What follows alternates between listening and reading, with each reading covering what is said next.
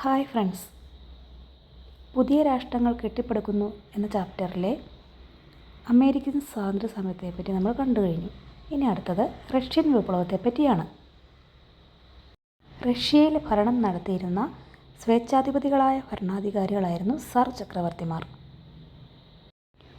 ഉദ്യോഗസ്ഥരെ നിയമിക്കുന്നതിനും പിരിച്ചുവിടുന്നതിനും മാത്രമല്ല, ആരെയും നാടുകടത്തുന്നതിനും തടങ്കലിലിടുന്നതിനും ചക്രവർത്തിക്ക് അധികാരമുണ്ടായിരുന്നു. ദുരിതപൂർണമായ തൊഴിൽ സാഹചര്യങ്ങൾ, സാമ്പത്തിക മാന്ദ്യം, ജപ്പാനുമായി നടന്നുകൊണ്ടിരിക്കുന്ന യുദ്ധം എന്നിവയാൽ രോഷാകുലരായ ജനങ്ങൾ സാമ്പത്തിക രാഷ്ട്രീയ നവീകരണത്തിനായി സാർ നിക്കോളാസ് രണ്ടാമനോട് അഭ്യർത്ഥിക്കുവാൻ വേണ്ടി ഫാദർ ഗപ്പോണിൻ്റെ നേതൃത്വത്തിൽ സെൻറ്റ് പീറ്റേഴ്സ്ബർഗിലേക്ക് മാർച്ച് ചെയ്തു. പ്രതിഷേധക്കാർക്കെതിരെ സൈന്യം വെടിയുതിർക്കുകയും 100-ലധികം തൊഴിലാളികൾ കൊല്ലപ്പെടുകയും ചെയ്തു. 1905 ജനുവരി 22-ന് സെൻറ്റ് പീറ്റേഴ്സ്ബർഗിൽ നടന്ന ഈ കൂട്ടക്കൊലയാണ് രക്തരൂഷിതമായ ഞായറാഴ്ച എന്നറിയപ്പെടുന്നത്. ജനരോഷത്തെ തുടർന്ന് ദ്യൂമ എന്ന പാർലമെൻറ്റ് രൂപീകരിക്കാൻ ചക്രവർത്തി സമ്മതിച്ചു. എന്നാൽ ദ്യൂമയിൽ നിർദ്ദേശിച്ച എല്ലാ പരിഷ്കാരങ്ങളും അദ്ദേഹം നിരസിക്കുകയും രാഷ്ട്രീയ സ്വാതന്ത്ര്യത്തെ അടിച്ചമർത്താൻ ശ്രമിക്കുകയും ചെയ്തു. റഷ്യൻ സമൂഹത്തിൽ 2 ജനവിഭാഗങ്ങളാണ് ഉണ്ടായിരുന്നത്. തൊഴിലാളികളും കർഷകരുമടങ്ങുന്ന സാധാരണക്കാരായ ജനങ്ങളും പ്രഭുക്കളും മുതലാളിമാരുമടങ്ങുന്ന സമ്പന്ന വിഭാഗവും. സാധാരണ ജനങ്ങളായിരുന്ന കർഷകരെയും തൊഴിലാളികളെയും ഭരണകർത്താക്കളും പ്രഭുക്കന്മാരും അവജ്ഞയോടെയാണ് കണ്ടിരുന്നത്. കർഷകരുടെയും തൊഴിലാളികളുടെയും ദയനീയാവസ്ഥ എന്തായിരുന്നുവെന്ന് പരിശോധിക്കാം. തൊഴിലാളികൾ നേരിട്ട പ്രശ്നങ്ങൾ എന്തെല്ലാമായിരുന്നു? കുറഞ്ഞ വേതനം, മോശം ജീവിത സാഹചര്യം, വർദ്ധിച്ച തൊഴിൽ സമയം, വ്യവസായങ്ങൾ, വിദേശ മുതലാളിമാരുടെ ആധിപത്യം. ഇനി കർഷകരുടെ അവസ്ഥയോ? കർഷകർ സാമൂഹികമായും സാമ്പത്തികമായും അടിച്ചമർത്തപ്പെട്ടിരുന്നു. കൃഷിഭൂമിയിൽ അധികവും പ്രഭുക്കന്മാരുടെ കൈകളിലായിരുന്നു. ചെറിയൊരു വിഭാഗം കർഷകർക്ക് മാത്രമാണ് സ്വന്തമായി ഭൂമി ഉണ്ടായിരുന്നത്. കർഷകർ നൽകേണ്ട നികുതി വളരെ കൂടുതലുമായിരുന്നു.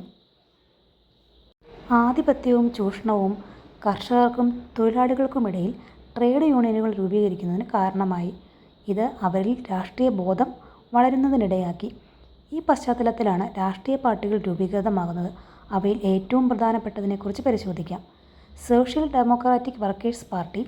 അതിൽ 2 വിഭാഗങ്ങളുണ്ടായിരുന്നു. ഒന്ന് ബോൾഷെവിക്കുകളും മറ്റൊന്ന് മെൻഷെവിക്കുകളും. വിപ്ലവത്തിന് അനുകൂലമായ സാഹചര്യങ്ങൾ സൃഷ്ടിക്കാൻ സാഹിത്യത്തിന് വലിയ പങ്കുണ്ടായിരുന്നു. വിപ്ലവം സൃഷ്ടിച്ചതും അതിനുവേണ്ട നിർദ്ദേശങ്ങൾ നൽകിയതും കാൾ മാർക്സിൻ്റെയും ഫ്രെഡറിക് എംഗൽസിൻ്റെയും കമ്മ്യൂണിസ്റ്റ് സിദ്ധാന്തങ്ങളടങ്ങിയ കമ്മ്യൂണിസ്റ്റ് മാനിഫെസ്റ്റോ ആയിരുന്നു. 1-ാം ലോകയുദ്ധം ആരംഭിച്ചപ്പോൾ റഷ്യയും പങ്കാളിയായി.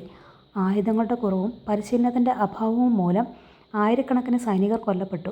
ഇത് സാർ ഭരണകൂടത്തിനെതിരെ സാധാരണ ജനങ്ങൾക്കിടയിൽ വിമർശനം ഉയർന്നുവരുന്നതിനിടയാക്കി.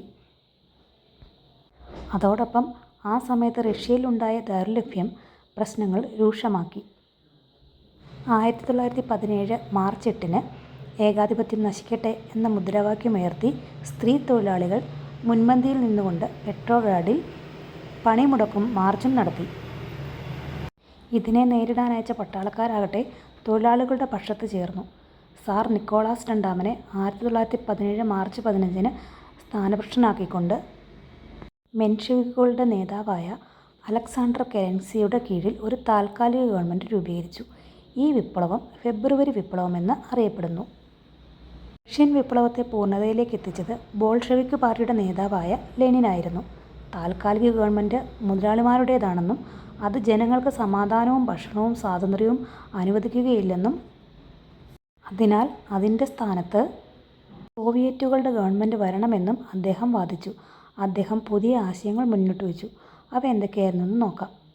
അധികാരം തൊഴിലാളി കൗൺസിലുകൾക്ക്, ഭൂമി കർഷകർക്ക്, ഭക്ഷണം പട്ടിണി കിടക്കുന്നവർക്ക്, സമാധാനം എല്ലാവർക്കും. ഇതായിരുന്നു ലെനിൻ്റെ ആശയങ്ങൾ.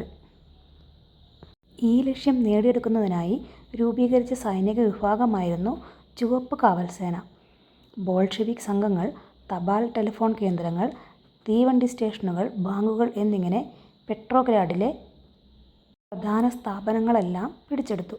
അതിനുശേഷം താൽക്കാലിക ഗവൺമെൻറ്റിൻ്റെ ആസ്ഥാനമായ ശൈത്യകാല രാജധാനിയും കൈവശപ്പെടുത്തി. ഇതോടെ അലക്സാണ്ടർ കെരൻസിയുടെ നേതൃത്വത്തിലുള്ള താൽക്കാലിക ഗവൺമെൻറ് പുറത്തായി. ഈ വിപ്ലവം ഒക്ടോബർ വിപ്ലവം എന്ന് അറിയപ്പെടുന്നു. തുടർന്ന് ലെനിൻ റഷ്യയെ തൊഴിലാളികളുടെ റിപ്പബ്ലിക്കായി പ്രഖ്യാപിക്കുകയും അദ്ദേഹത്തിൻ്റെ നേതൃത്വത്തിൽ ഒരു ഗവൺമെൻറ് രൂപീകരിക്കുകയും ചെയ്തു. വിപ്ലവാനന്തരം ചില ഭരണപരിഷ്കാരങ്ങൾ ലെനിൻ നടപ്പിലാക്കി. എല്ലാ സ്വകാര്യ ഭൂമിയും കണ്ടുകെട്ടി അവ കർഷകർക്ക് വിതരണം ചെയ്തു. ഫാക്ടറികളുടെ നിയന്ത്രണം സോവിയറ്റുകളുടെ അല്ലെങ്കിൽ തൊഴിലാളി കമ്മിറ്റികളുടെ കയ്യിൽ ഏൽപ്പിച്ചു. റഷ്യയിലെ പ്രധാന സാമ്പത്തിക മേഖലകൾ ദേശസാൽക്കരിച്ചു. Union of Soviet Socialist Republics രൂപീകരിച്ചു. ഒന്നാം ലോക യുദ്ധത്തിൽ നിന്ന് റഷ്യ പൂർണ്ണമായും പിന്മാറി. ബോൾഷെവിക് പാർട്ടിയുടെയും സോവിയറ്റുകളുടെയും സംയുക്ത യോഗത്തിൽ ലെനിൻ അവതരിപ്പിച്ചതാണ് ഏപ്രിൽ തീസിസ്. ബുർഷ്വാ ജനാധിപത്യത്തിൽ നിന്നും സോഷ്യലിസ്റ്റ് വിപ്ലവത്തിലേക്ക് മാറുന്നതിന് സ്വീകരിക്കേണ്ട പദ്ധതികളാണ് ഇതിൽ വിവരിച്ചിരുന്നത്. തൊഴിലാളികളുടെയും കർഷകരുടെയും കൈകളിലേക്ക് അധികാരം കൈമാറ്റം ചെയ്യേണ്ട അവസ്ഥയാണ് നിലവിലുള്ളതെന്ന് അദ്ദേഹം അതിൽ വ്യക്തമാക്കി. സാമ്പത്തിക മേഖലയിൽ നിരവധി വിപ്ലവകരമായ നടപടികൾ ലെനിൻ സ്വീകരിച്ചു. 1921 ലെനിൻ നടപ്പിലാക്കിയ പരിഷ്കരണമാണ് പുത്തൻ സാമ്പത്തിക നയം. സ്വകാര്യ വാണിജ്യം, കൃഷി എന്നിവയിലേക്കും സ്വകാര്യ മുതൽമുടക്കിലേക്കുമുള്ള ഭാഗികമായ തിരിച്ചുപോക്കായിരുന്നു പുത്തൻ സാമ്പത്തിക നയം. ഇതിലൂടെ റഷ്യ ലോകത്തിലെ ഒരു വലിയ സാമ്പത്തിക ശക്തിയായി വളർന്നു വന്നു. ഇനി ചൈനീസ് വിപ്ലവത്തെപ്പറ്റിയാണ്. യൂറോപ്യന്മാർ ഇന്ത്യയിൽ ആധിപത്യമുറപ്പിച്ചതുപോലെ തന്നെ ചൈനയിലും കച്ചവട താൽപ്പര്യവുമായി എത്തിയിരുന്നു. കറുപ്പ് വ്യാപാരത്തിലൂടെയായിരുന്നു യൂറോപ്യർ ചൈനയിൽ നിന്ന് വൻതോതിൽ ലാഭം നേടിയത്. ലഹരി പദാർത്ഥമായ കറുപ്പിൻ്റെ ഉപയോഗം വളരെ പെട്ടെന്ന് ചൈനയിൽ വ്യാപകമായത് ചൈനയിലെ ജനതയുടെ ആരോഗ്യത്തെയും രാജ്യത്തിൻ്റെ സമ്പത്തിനെയും ബാധിച്ചു. അതിനെ തുടർന്ന് ചൈനയും ബ്രിട്ടനും തമ്മിൽ ഉണ്ടായ യുദ്ധമാണ് കറുപ്പ് യുദ്ധം. ആ യുദ്ധത്തിൽ ചൈന പരാജയപ്പെട്ടു.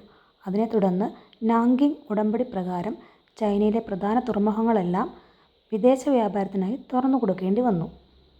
ചൈനയിലെ ജനങ്ങൾക്ക് വിദേശ ശക്തികളോട് വെറുപ്പ് വർദ്ധിച്ചു.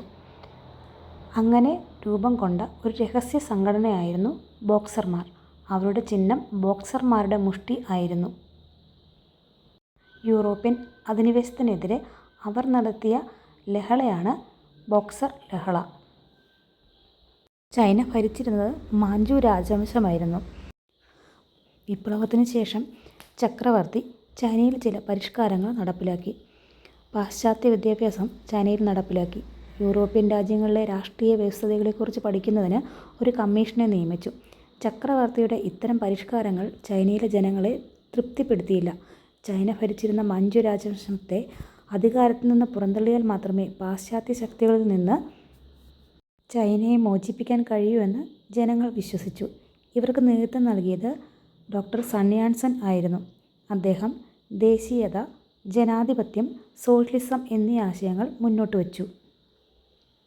ഈ ലക്ഷ്യം സാക്ഷാത്കരിക്കുന്നതിനാണ് കുമിന്താങ് പാർട്ടി രൂപീകരിച്ചത്. 1911 വിപ്ലവത്തെ തുടർന്ന് മഞ്ചു രാജവംശത്തെ അധികാരത്തിൽ നിന്ന് പുറത്താക്കുകയും ഒരു റിപ്പബ്ലിക്കൻ ഗവൺമെൻറ്റിന് രൂപം നൽകുകയും ചെയ്തു. പിൽക്കാലത്ത് സൺ യാറ്റ്സൻ പ്രസിഡന്റ് സ്ഥാനം ഒഴിയുകയും യുവാൻ ഷി കെയ് അധികാരത്തിലേറുകയും ചെയ്തു. 1916 ഇദ്ദേഹത്തിൻ്റെ മരണത്തെ തുടർന്ന് സൺ യാറ്റ്സൻ വീണ്ടും അധികാരമേറ്റു.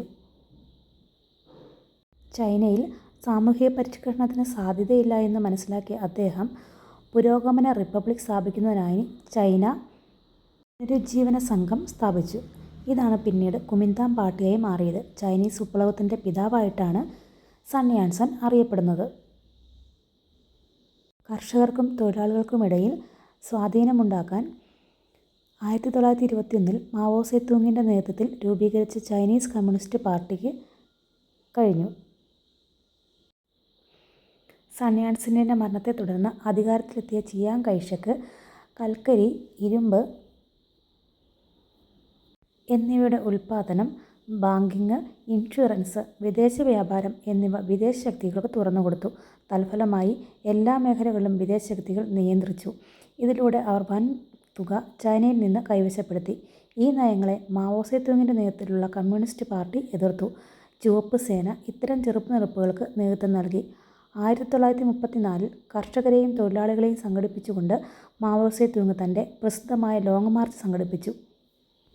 കിയാങ്സി മുതൽ ഷെൻസി വരെയായിരുന്നു ലോങ് മാർച്ച് നടന്നത്. 1949 ഏപ്രിൽ 21 കുമിന്താങ് ഗവൺമെൻറ് തലസ്ഥാനമായിരുന്ന നാങ്കിങ് ചുവപ്പ് സേന പിടിച്ചെടുത്തു. ഇതിനെ തുടർന്ന് ഒക്ടോബർ 1 മാവോ സെതൂങ്ങിൻ്റെ നേതൃത്വത്തിൽ ചൈനയെ റിപ്പബ്ലിക്കായി പ്രഖ്യാപിച്ചു. പീപ്പിൾസ് റിപ്പബ്ലിക് ഓഫ് ചൈനയുടെ സ്ഥാപകനാണ് മാവോ സെതൂങ്. ചൈനീസ് വിപ്ലവത്തിൻ്റെ ഫലമായി ചൈന ജനകീയ റിപ്പബ്ലിക്കായി. ചൈനയിലെ വിദേശാധിപത്യം അവസാനിച്ചു. ലോകരാജ്യങ്ങൾക്കിടയിൽ സോഷ്യലിസ്റ്റ് ആശയങ്ങൾ വ്യാപകമാകുന്നതിന് കാരണമായി. കൃഷിഭൂമി കർഷകർക്ക് ലഭിച്ചു. ഇത്രയും കാര്യങ്ങളാണ് ഈ പാഠഭാഗത്തിൽ പ്രതിപാദിച്ചിട്ടുള്ളത്. നിങ്ങൾക്ക് ഈ വീഡിയോ ഉപകാരപ്രദമായെങ്കിൽ ലൈക്ക് ചെയ്യാനും സബ്സ്ക്രൈബ് ചെയ്യാനും ഷെയർ ചെയ്യാനും മറക്കരുതേ. Thank you.